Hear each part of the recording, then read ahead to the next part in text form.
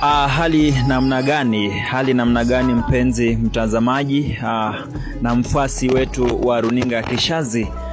Leo hii tunaleta kipindi hiki mubashara kutoka chuo kikuu cha KAG jijini Kajiado, ambapo tumehudhuria kongamano la Chawakama Kenya.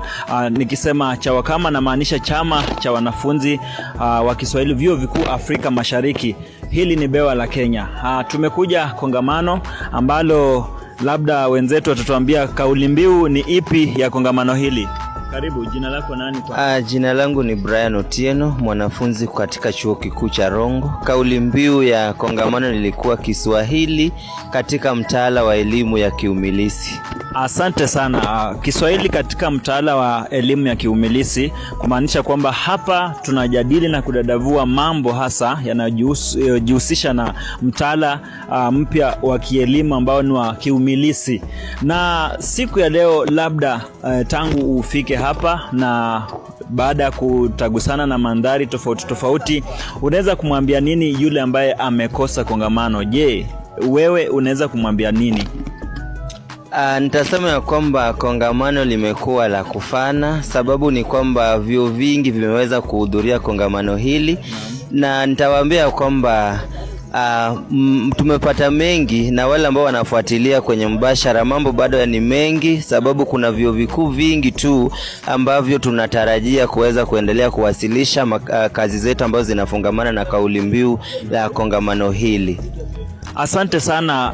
Vile vile kuna wale ambao labda wangependa kujua umuhimu wa wewe kuja kwenye kongamano hili, kwa maana leo katika kipindi chetu cha Kurunzi ya Lugha mada ya leo ilikuwa kwamba umuhimu wa makongamano katika wanafunzi wa Kiswahili hasa wa vyuoni.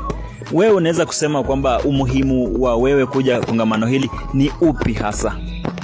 Asante sana. Kongamano, kwanza kabisa mimi nitasema kwamba kongamano limekuwa lenye manufaa sana kwangu, maana limekuwa ni mtandao ambao umenifanya angalau kutagusana na watu kutoka sehemu mbalimbali nchini Kenya, na kutokana na hiyo nimejifunza mengi tu kutoka kwao. Na tukiangalia tu katika mtaala huu hatujikiti katika masomo, bali tunajikita katika vipaji, na hivyo basi nimeweza kutagusana na wale ambao ni waandishi na wamenipa mshawasha wa kuendelea na kazi za uandishi.